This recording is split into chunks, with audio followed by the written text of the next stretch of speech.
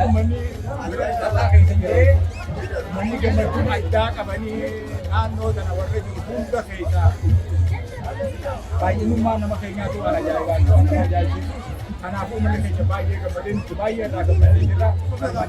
Elementary Minnesota lammaffaa jechuun Inni caalaa hin jaa malee lammaffaa hin jiru.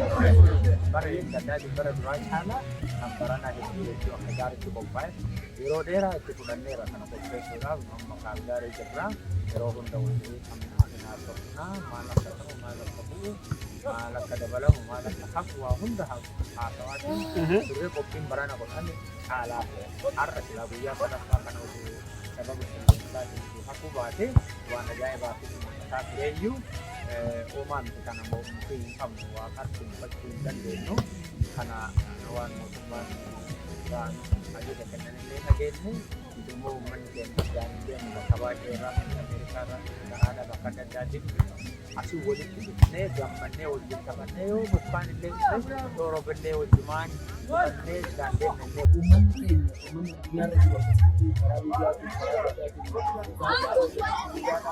Oromiyaa bakka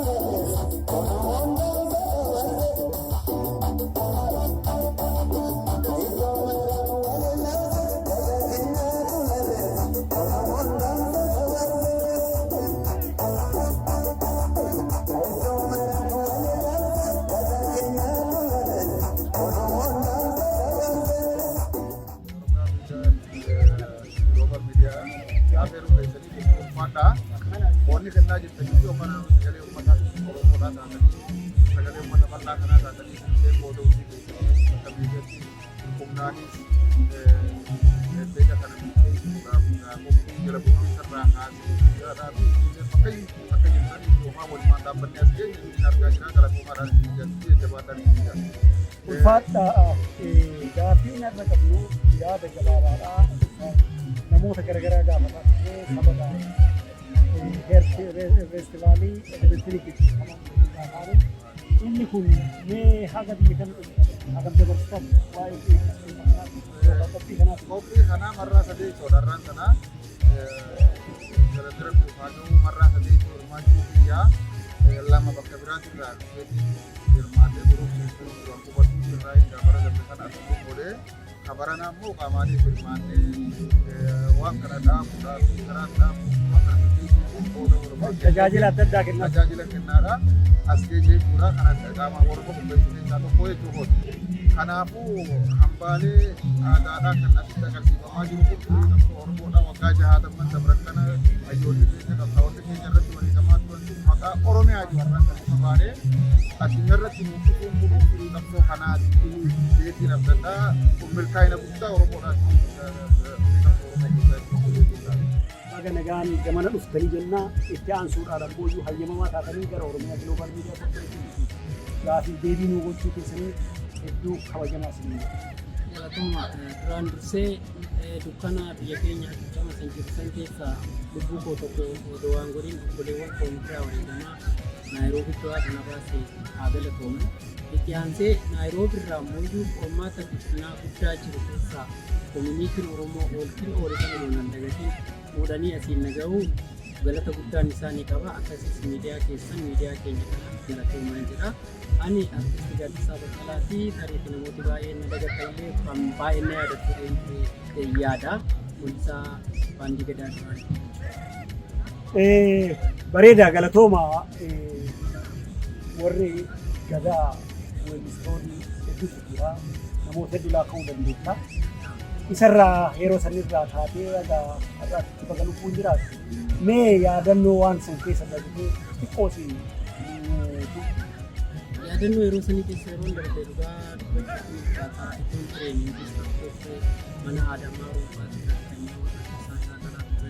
ani baay'ee duraan baandii Booranaa Baareentumaa jedhamu ijaaranii garee Wadaajitii fi Adamaa Ruuf ijaaree zariin deemuu lubbuun jira biyya taasisu. Achiin booda baandii Gadaa keessa galee waan duubatti deebi'ee waan kalee ol bira qabee ilaalu dhugaa dubbachuun sagantaa kalee irratti gaafa dura banamu guddaa bu'aan oolu sa'aatii dheeraa gurbaa wayii natti beekama maali guyyaa kana jarra jedhee keessumaa biyya gammachuun na boojjisa yoo godina sirba kaan irraa kaanitti darba yoo kaan irraa kaanitti darban akka malee boo'a namichi kun maal naan jedha namni naa jedhaan duubatti deebi'aan boojjisa guyyaa kaleetan gammadee oolee uummata koo tajaajilaa waan ga'ee naa kennameen hojjechaa akkasumas immoo boqonnaa keessatti gabbee uummata wajjin taphachaa ture. Anaafillee magaalaan kun haaraadha. Oromoo tuuta dhiiraan biroo beeku waltajjii waldaa Macaafamaa irratti beeku kan Ameerikaa dhufe kan Torontoo dhufe maraatti argee gammachuun koo daangaa naaf hin qabu. Akkan guyyaa gaafa dhufan keessaa dhufee Edmonton Kanaadaa seenuudhaan kan gammadee.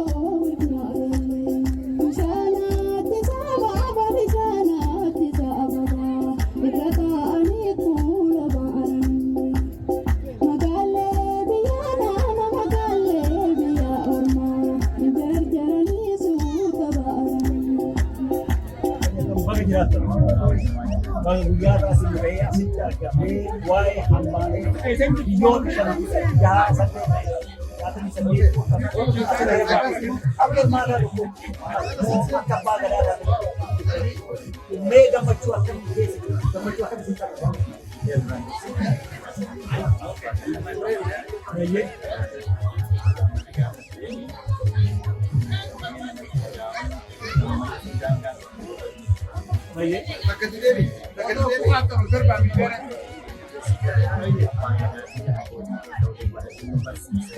Ayyee. Illee immoo dabarsinee Kanaaf dhugaatii dabarsaa.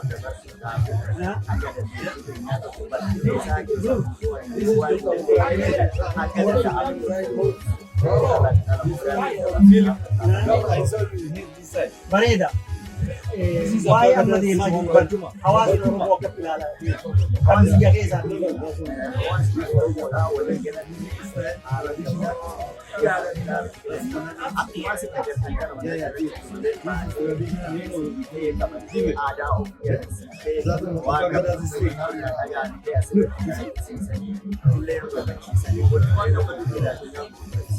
bareeda.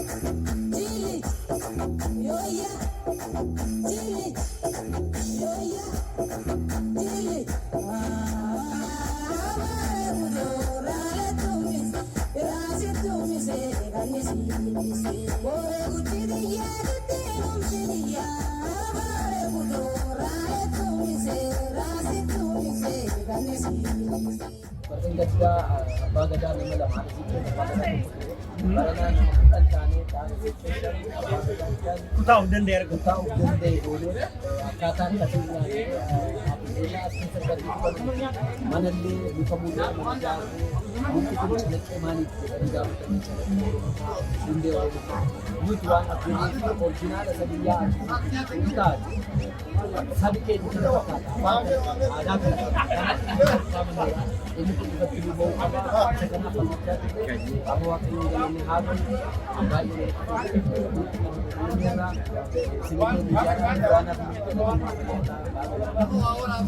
Gadaan ofii marartuudha roobee lafa gabbisee. Gabbisa yoo roobee lafa gabbisee. Gabbisa yoo roobee lafa gabbisee. Ilmoon ofii dhalattuudha roobee lafa gabbisee. Gabbisa yoo roobee lafa gabbisee. Gadaan ofii marartuudha roobee lafa gabbisee. Gabbisa yoo roobee lafa gabbisee. Gabbisa yoo roobee lafa gabbisee. Gabbisa yoo roobee lafa gabbisee. Yaa tolaakoo roobee lafa gabbisee. Gabbisa yoo roobee lafa gabbisee. Yaa horaakoo roobee lafa gabbisee. Gabbisa yoo roobee lafa gabbisee. Ahoo rooba sii galee. Ahoo rooba sii galee. Ahoo rooba sii galee. Ahoo rooba sii galee. Roobee lolaa sinnaa rooba sii galee. Ahoo rooba sii galee. Lolaa obaa sinnaa rooba sii galee. Ahoo rooba sii galee. Arengannaa misaa rooba sii galee. Ahoo rooba sii galee. Ahoo rooba sii galee. Ahoo rooba sii galee. Abonaa furmaataa rooba sii galee. Ahoo rooba sii galee. Roobee lolaa sinnaa rooba sii galee. Ahoo rooba sii galee. Lolaa obaa sinnaa rooba sii galee. Ahoo rooba sii galee. Ahoo rooba sii galee. Ahoo rooba sii galee. Rooba sii galee. Rooba sii galee. Rooba sii galee. Sii galee. Sii galee. Of gala. Tole. Ayyee waaqa uumamaa waaqa sagaltama gabraa waaqa salgan boorana hangafoonni koo na obbolchaa kana keessa hangafti jira hangafoonni koo na obbolchaa eebban seenaa Waaqa uumamaa, waaqa sagaltama gabraa, waaqa sangan booranaa, waaqa torban bareentummaa, waaqa shanan gadaa Oromoo, waaqni nagaannoo abul. Waaqni nagaannoo abul. Jaalala nuuf haa kennu. Gadaan jaalala, gadaan rooba, gadaan tokkummaa, gadaan keenya quufa. Waaqayyo tokkummaa nuuf haa kennu, waaqayyo nu haa eebbisu, bobbaan keenya nagaa, bariin keenya nagaa, hangafaaf waannaan nagaa, hundi keenya nagaa, gadaan rooba, gabbina waaq, gabbisi waaq. Gabbisi waaq.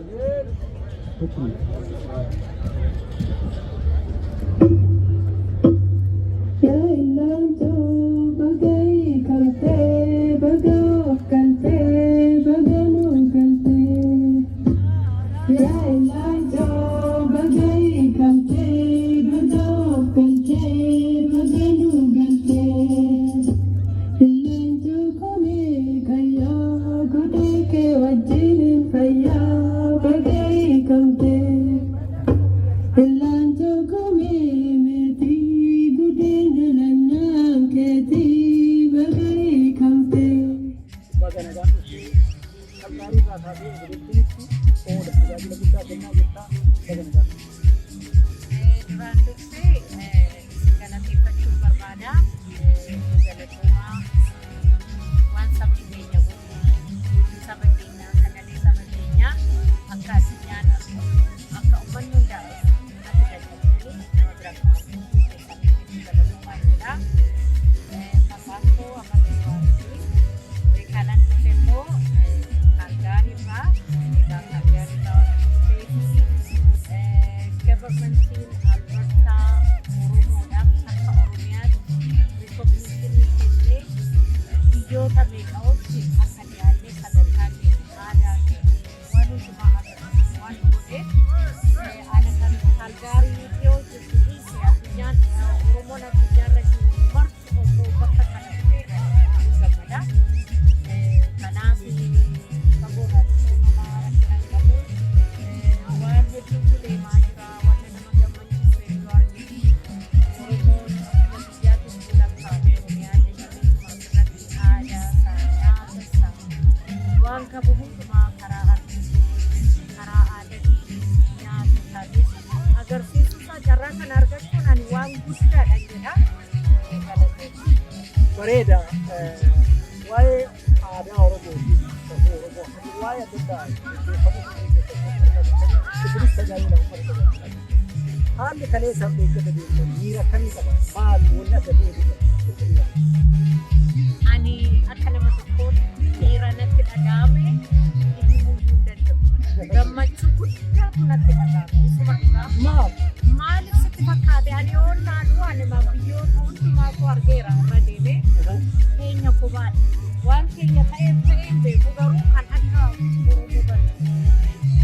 Aadaa bareedaa qabna. Uffannaan keenya waan ijoolleen immoo ol dhuftuun ijoolleen qarra qeerroon achirratti agarsiisan. Oromiyaa naanna'anii kutaa hundumaa bakka tokkoon aadaa Oromoo kana fakkaata. Sirbi Oromoo kana fakkaata. Mul'isan sun baay'ee nama gammachiisa. Ani hedduu gammada. Dubbachuu Asima qofa si fakkaata moo Oromoon guutuu miira akkasii? Aanaan akkas gammachiise Oromoon hundumaan gammachiise yaada. Ani garuu ofii kiyya namoota irraa wannan gammachiisatti fakkaata. Ani amma sooshaal miidiyaa irraa namoonni waa'ee bakka fakkeenyaa irraa ilaalanii kun waan addaati. Keessaa waa'ee abboota gadaa fi haadha siinqee fakkeessaa jechuudha. San keessatti akka weedduu xiqqaatti weedduu baafachaa jiru.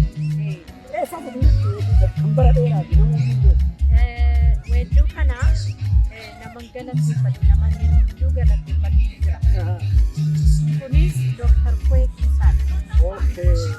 CD kana kan baase Dr. Kweekisaa. CD kun moderni miti.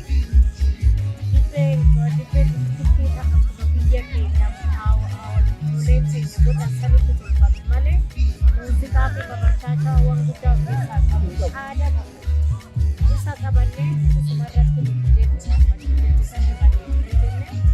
kanaaf kun waan nama gammachiisu abbaan gadaa waa'ee aadaa gadaa irratti gaafata.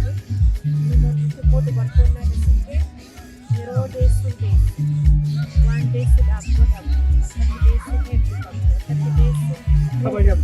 akkatti mucaan dhalatee eebbifamu kan agarsiisee aadaa keenya akkasii deessi kun akkasii qabu yoo mucaan dhalatu akkasii qabamu jedhu agarsiisuu barbaada. Waa'ee uumama namaa irratti. Kante, baga kante, baga nu kante. Mari ko kule denye, muchaga kule denye, bagai kante. Maram maram o jettani, maram tanu mal jettani, bagai kante.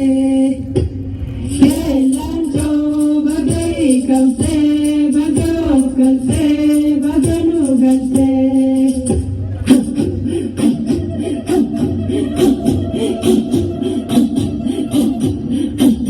Bajeti banti sarara bagai kante, banti sarara saura bagai kante. Yagifti banti manana na bula bagai kante. Yelanjo bagai kante, baga kante, baga nu kante. Yamare vichamaratu bagai kante. Kayera mito bigwatu jinisu namala piftu bagai kante.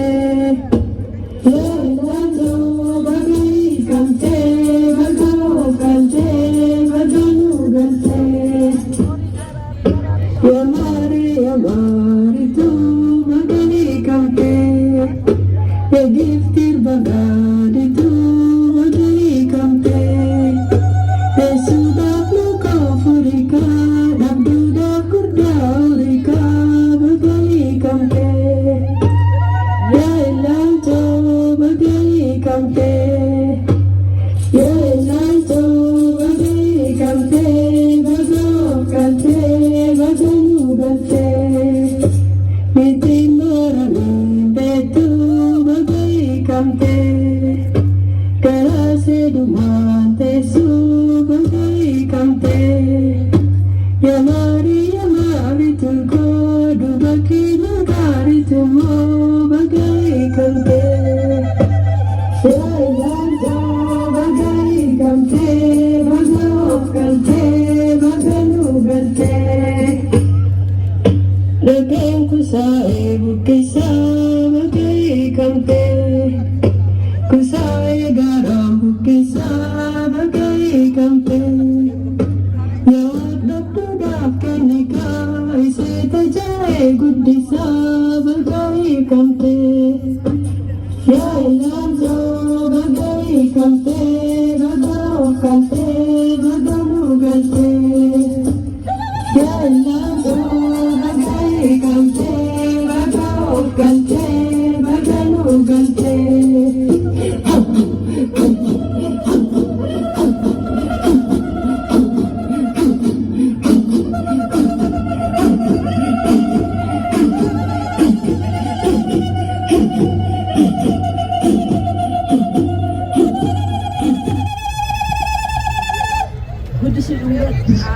Horii lafa guuti. Leel garbuu ta'e. Leel ilma Oromoof ta'u ta'e. Leel dabali dabali. Leel hundeen ta'e haa dheerattu dheerattu. Leel.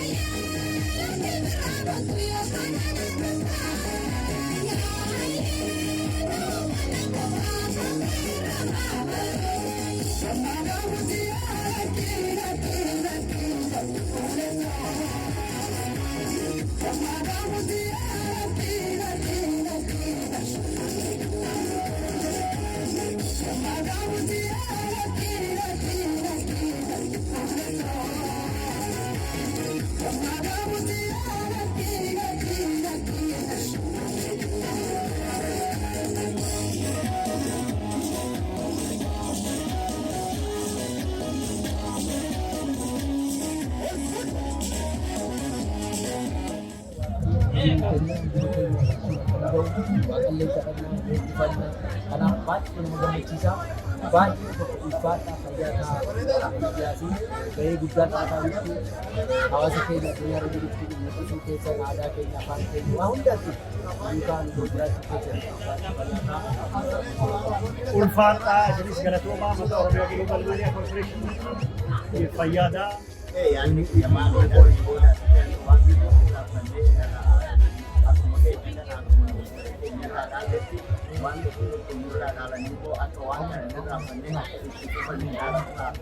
Ulfaadhaa fayyaa ta'a. Kuni Oromiyaadha. Injifannoon kuni kan gartee Oromoo bakka hunda jiruuti. Oromiyaatu maqaa keenyallee Oromiyaadha. Sabni Oromoo lafa jirutti bakka jirutti kana waggaadhaan gartee bakkuma jiru akka kabajuu kan danda'u gartee kan dhufee ittiin waliin kabaju kanumaan gaafadha. Yaamicha goota. Yaamicha. Ulfaadhu fayyaa ta'a.